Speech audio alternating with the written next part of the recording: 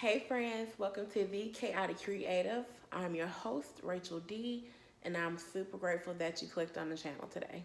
In this video, we'll be breaking down the signs by their modality versus their element. You know, most people know their elements as fire, water, earth, or air.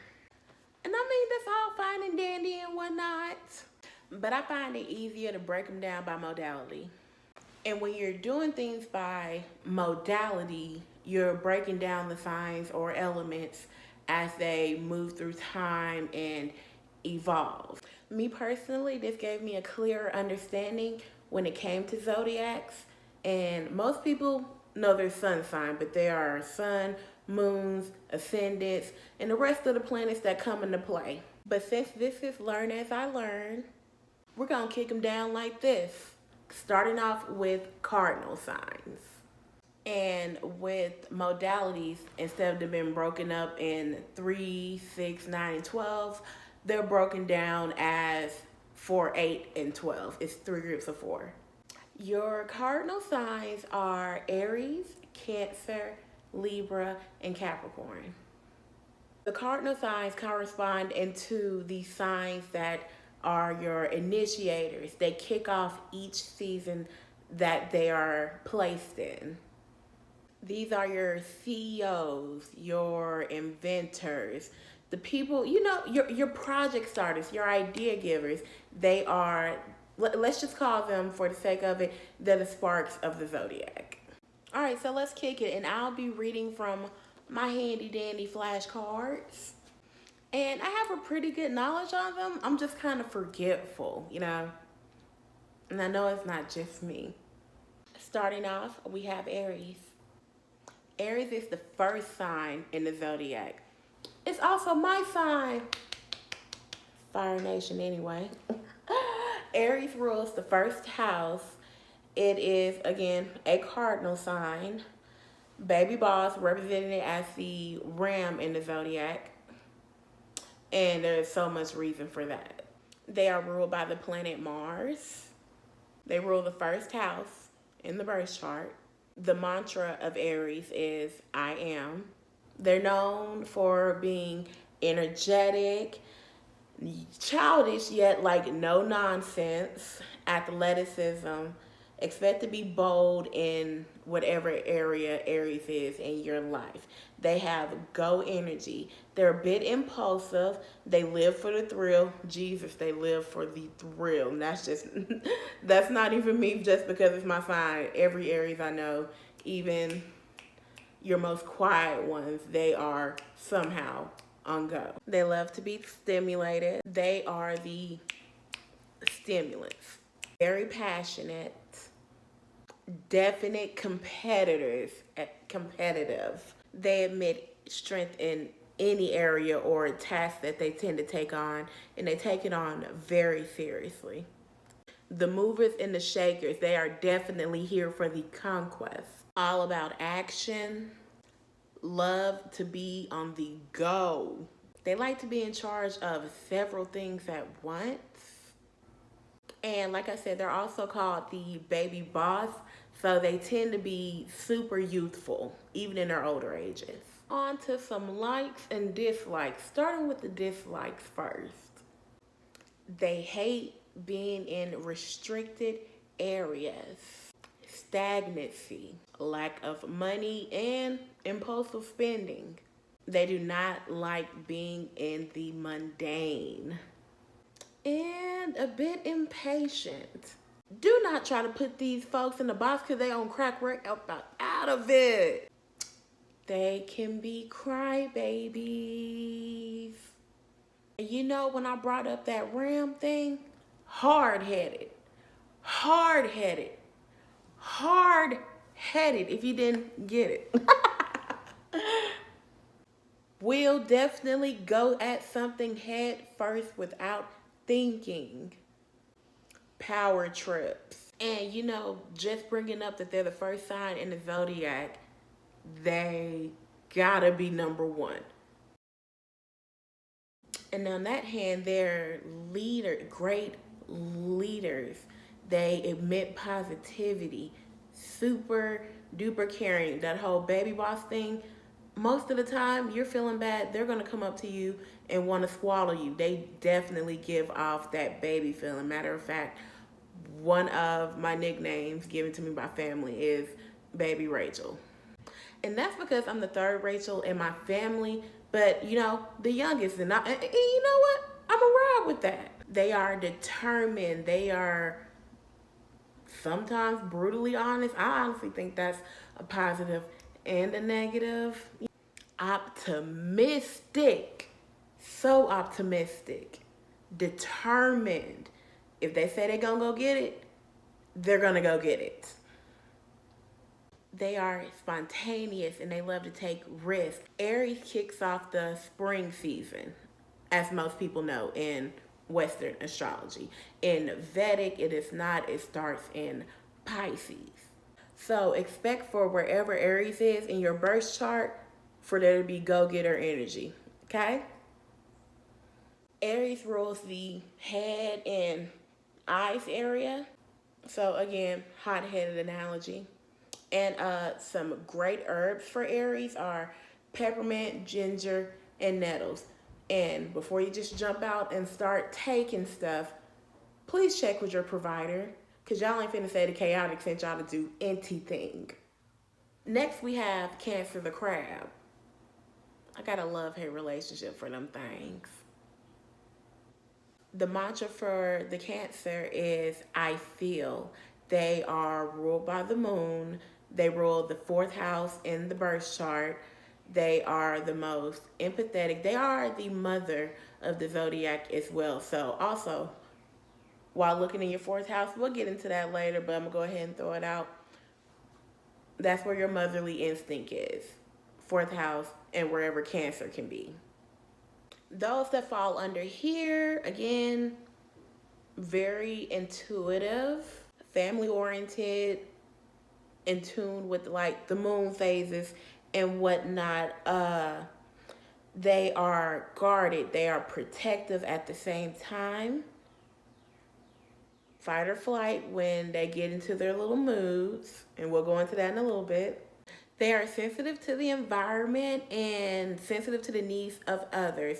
Like most of the Cancer people I know, they will read me before I even get a chance to give it to them. It's like they have a knowing. They definitely have a knowing. They usually have this cool ass personality, you know, because you know they're a water sign. Oh yeah, Cancer's a water sign. They're our water cardinal, and you know they come across as the girl or the guy next door. Real chill most of the time, depending on other placements. They're not complete homebodies. Trust and believe they're finding ways to make home more suitable. Even like the most masculine archetypes of Cancer have that motherly feel, you know, especially like single parents. They tend to be some of the best single parents, and I wouldn't wish that on anybody. But just know, under a Cancer sign, they're well taken care of. But do not mistake their gentle nature for weakness, because them claws will your ass. And not one, you know, they're not ones to, you know, rock the boat for no reason. But again, expect fight or they're going to retreat back to their shell. This is why, you know, the crab archetype. And they move sideways. This is not because, you know, they're sneaky of anything. Most of the time, they're just trying to get a feel of everything that's in the room and everybody. Expect whirlwind emotion, some clear psychic intuition type stuff, strong inner sight. That's the same thing, righteously. Maternal energy, sideway entry, and a sense of home wherever Cancer is placed in your birth chart. Now on to them downs and dislikes, my favorite part. They can be enablers, over-dependent, ultimate ghoster. They can mind fuck you and manipulate you very easily. Can be overprotective, mood swings. What else we got? Can be hella pessimistic, clingy, overthinking, overworried, and They can constantly have a need for some type of security, whether it be platonic or romantic. Most of the time they booed up, but that's neither here or there. Some ups and likable qualities of them. They are great hosts. They're great facilitators, teachers. Like I said, excellent parents. They are community oriented. Oriented. I said oriented. Whatever. Y'all know what I said. They are the security blanket. You know, the safe space of the zodiac signs. To me, they're the first to sense out any type of danger. They love being near bodies of water, and coincidentally, most of them are born near some type of body of water. Cancer rules the chest area, the stomach, and the womb. And some great herbs for Cancer: chamomile, chickweed, and honeysuckle. The color of Cancer is white, silver, and light blues. And if you ever need a reminder, look at your daily or your nightly moon. Next, we have our cardinal air sign, which is the Libra. They are ruled by Venus. They are the sign of them is the scales of justice. They're also represented as the justice card in tarot. They are about balance, partnership. Oh, and speaking of balance, that's also their mantra: I balance. Cooperation, decisive and indecisive at the same time. Equilibrium, beauty, arts, love. Again, ruled by Venus, that's their thing. We'll get into that later. These individuals are open to hearing all sides of an argue before making any type of decision. They like the finer things in life on a more intellectual tip, like museums, art galleries, and whatnot. When I look at Libra, I see and hear, all about the other half, whether it be romantic, platonic, and, big emphasis on partnership with business.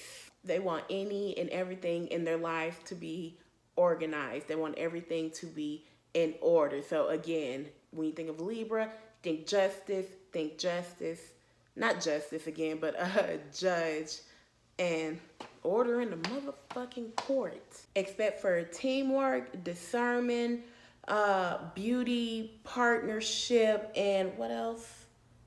Affection, and the element of all things fair and order. On to dislikes and downsides. We got overindulgence. We got greed, a tendency to care too much of the opinions of others. Y'all gotta stop doing that. And not self. Staying silent for the sake of keeping peace, which, eventually you end up harboring whatever other people have going on when you don't speak. So speak, Lilies. Overcommitment, imbalanced emotion. Man, and that's another damn thing. I can spot a imbalanced Libra from a mile a damn way. They can be too agreeable to the point where they're stretching themselves out so thin that they don't save enough for themselves. Prone to loneliness, hate being single, injustices against others. They're the ones that are going to speak out against any type of bullshit that they happen to see in their presence, whether it be in person, online. Damn people pleasing. Okay, on the upsides and likes. When you link with a good one, besties, soulmates. I just lost my best friend who was a Libra. Ripped me apart. Stable work environments. They are here to help their fellow man, woman, person. They are great at articulating opinions. Debate club. They gonna tear your ass down. And I love it every time. When I think of Libra, I think of good news, not just gossip, because they talk either way, but most of the time they're bringing some type of good news. I call them the hopeful romantic, not hopeless. I'll call them the hopeful because they're always looking forward in the best intentions when they're in their best states. Charming, flirtatious, they might flut you out. Beauty is literally the eye of them. Friend to all, very open-minded. They are the great sharer. They're the great facilitator. Libra rules the endocrine system, the lower back, and your booty cheeks. Funny enough, I ain't never seen a Libra without a booty, and somehow either that or they back big, but that's neither here or there. The herbs for Libra are curcumin, black cohosh, and cranberry. And Libra kicks off the fall season. Our last cardinal sign is our cardinal earth, and that is Capricorn. The mantra for Capricorn is I use. Capricorn is ruled by Saturn. It rules the 10th house in the birth chart, represented by the Devil card in tarot, also known as the goat in the zodiac. They are known as the hardest working zodiac. They are plagued with responsibility. Expect persistence wherever this is placed. Boss energy represents maturity. And just like the mountain goat, their plans are to go higher, higher, and higher. Every Capricorn I know, again, a cardinal sign, they're going to get to it. But out of all of them, I feel like Capricorn's going to hit the hardest. They have a need for success and a need to achieve. They're overachievers. They love their public appearance. They are motivated by duty and success. If hard work was a person, you're going to see a Capricorn. These people know the meaning of hard work and getting your hands dirty. They're here to hold themselves to a higher standard and to exceed all limitations. They hold themselves to a higher standard, even the lowest on the totem poles. Their sign, again, ruled by Saturn, they are the daddy of the zodiac. Well, their planet is the daddy. I said zaddy. Get me. Father sign of the zodiac. So think authority, think masculine energy, and the feminine masculine, but Capricorn, they're gonna give you that mass shit. There is comfort in structure for these people, and they can materialize or monetize anything. These people are definitely about the coin. Now for some downsides and dislikes. Sometimes they're not the best at active listening. They can be over demanding. They can have a difficulty sharing power, overbearing, overly cautious. These people, like for them to be a cardinal, they love to play it safe. They can be prone to mistruths, aka lying. There's not really an ability to see other views outside of their own. They hate being broke. They hate being rushed. Don't do it, because similar to Aries, they coming at you.